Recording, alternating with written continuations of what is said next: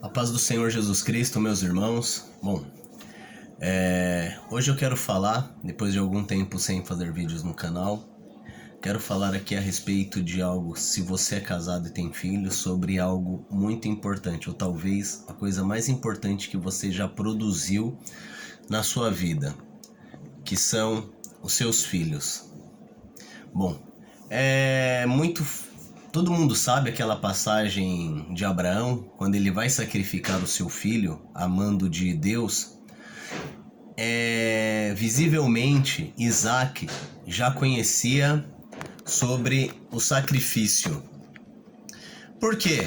Porque quando eles estão subindo a montanha, Isaac diz: pai, aqui tem o cutelo, aqui tem as coisas para a gente realizar o sacrifício, mas cadê o cordeiro?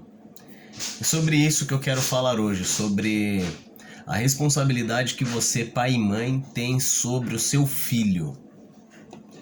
Além dessa passagem, eu poderia citar, por exemplo, Deuteronômio capítulo 6, o verso 20, onde diz assim: quando teu filho te perguntar no futuro dizendo: o que significam os testemunhos, os estatutos e juízos que o Senhor, nosso Deus, vos ordenou. Olha a orientação que Deus está dando. Quando teu filho ver a cerimônia religiosa e perguntar o que é isso, você teria que saber como responder. Êxodo capítulo 13, o verso 14 também diz a mesma coisa. Diz assim: quando teu filho te perguntar no futuro dizendo: que é isto? Dir-lhe-ás: o Senhor nos tirou com mão forte do Egito, da casa da servidão. Olha então em Josué capítulo 4, o verso 21, que diz assim: e falou aos filhos de Israel dizendo: quando no futuro vossos filhos perguntarem a seus pais dizendo: o que significam estas pedras? Também em Josué capítulo 4, verso 6, a mesma pergunta: para que isto seja por sinal entre vós, e quando vossos filhos no futuro perguntarem dizendo: que significam estas pedras? Se você é pai, se você é mãe, o ministério, não importa se você é pastor, se você é presbítero, se você é cantor, se você é famoso, não importa. Se você é casado e tem filhos, a tua casa é o ministério mais importante que Deus entregou na sua vida. E hoje eu não vou falar sobre casamento, hoje eu quero falar a respeito dos filhos. E por quê? Porque provavelmente nos próximos anos, o teu filho que já vai para a escola, ele provavelmente, se você não for um cristão que siga essas frases, esses versículos, essa ordenança de Deus sobre ensinar a sua casa, nos próximos anos você pode se deparar com um filho rebelde, que ama o mundo, que não acredita em Deus, que já não acredita na Bíblia, e que seja um progressista, um esquerdista com a mente revolucionária. E tudo isso graças à escola.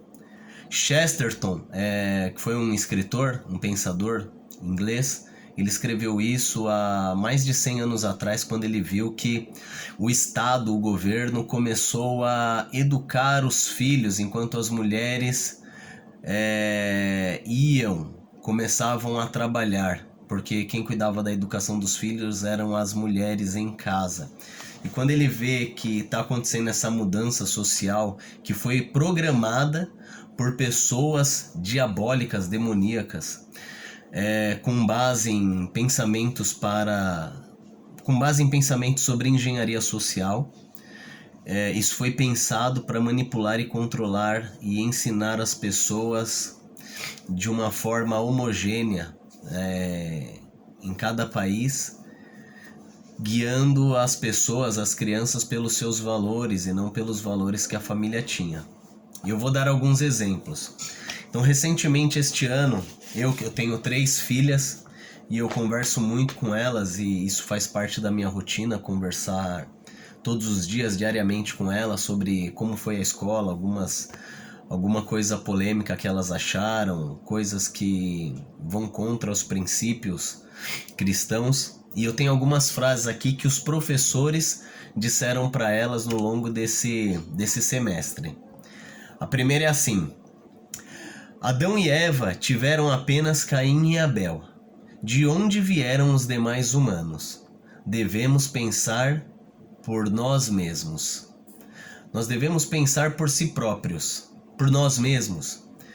A Bíblia é só um mito, era a ideia que a professora de história passava para as crianças na sala de aula. Ainda, um professor, outra ocasião, ele contou uma história onde um juiz defendeu um homem que agredia e espancava a mulher, e ele defendeu com base bíblica. E depois dessa aula, todos os alunos saíram dizendo que a Bíblia era machista. Mas a pergunta que ficava no ar é: quem foi esse juiz? Onde se deu essa história? Que caso foi esse? E a professora não respondeu. Então, nitidamente, é uma doutrinação para destruir a fé que algumas crianças têm, que levam de casa. Então imagina, qual é o interesse da pessoa de falar um testemunho desse, que provavelmente é mentira, é invenção sua, porque não há nenhum registro, não há nenhuma menção nesse acontecimento. Uma outra situação, o diabo, um professor disse: até o diabo já foi um anjo. Ele não tinha inveja de Deus. Ele apenas pensava por si só. Devemos pensar por nós mesmos. Ele não era mau, só pensava por si próprio. Esse mesmo professor, ele disse: o azar não é um acontecimento ruim. E não é o contrário de sorte. É apenas obra do acaso. Quer dizer, a pessoa está tentando destruir toda e qualquer influência ou consequências dos atos da própria pessoa, ou negar qualquer ação divina ou qualquer ação espiritual ou demoníaca. É nitidamente uma ideia de implantar um materialismo na mente das crianças para que eles não tenham crença nenhuma no mundo espiritual. As frases não param por aí, eu vou ler mais uma. Certa vez, um professor disse: eu odeio a frase homens de bem.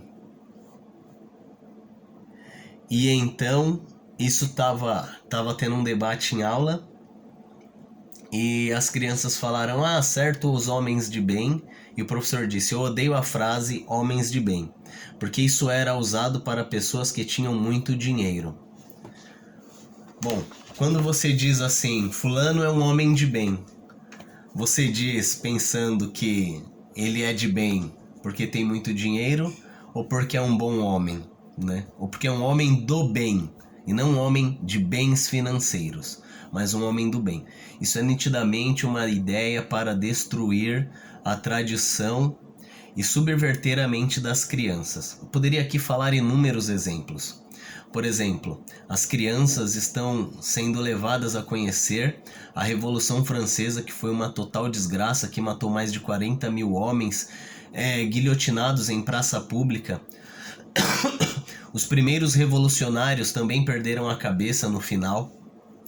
E a Revolução Americana, que não é uma revolução no mesmo sentido da Revolução Francesa, porque foi um acontecimento bom, uma luta pela independência, isso não é mencionado. E as crianças saem da sala de aula amando a Revolução Francesa, o pensamento francês revolucionário. As crianças estão aprendendo a lutar por direitos feministas, quando nós sabemos que na década de 70, um economista